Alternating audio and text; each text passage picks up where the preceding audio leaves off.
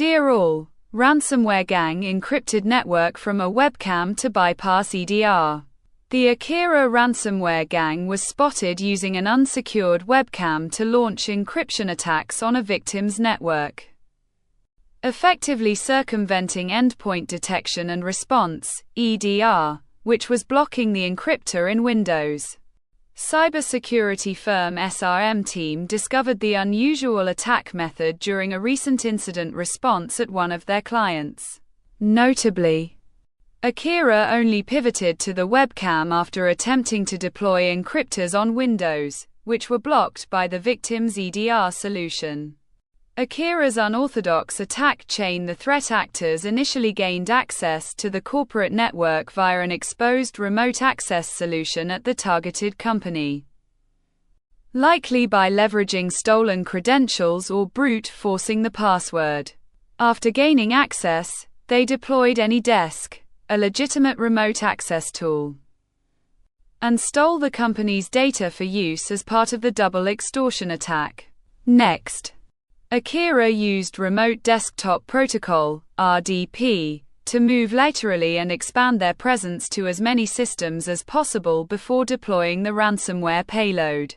Eventually, the threat actors dropped a password-protected zip file, win.zip, containing the ransomware payload, win.exe, but the victim's EDR tool detected and quarantined it, essentially blocking the attack.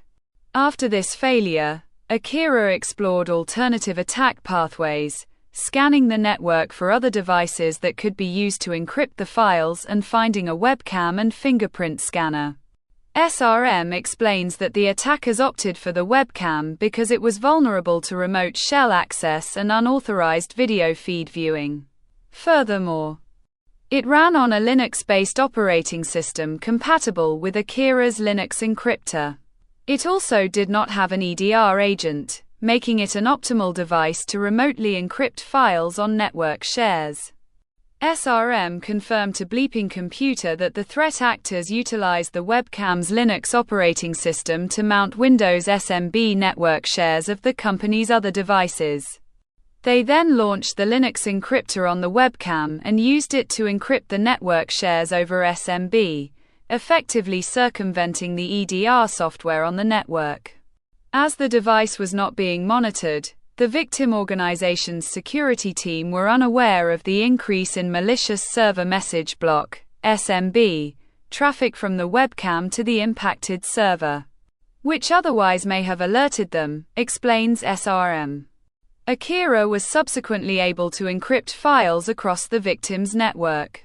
SRM told Bleeping Computer that there were patches available for the webcam flaws, meaning that the attack, or at least this vector, was avoidable.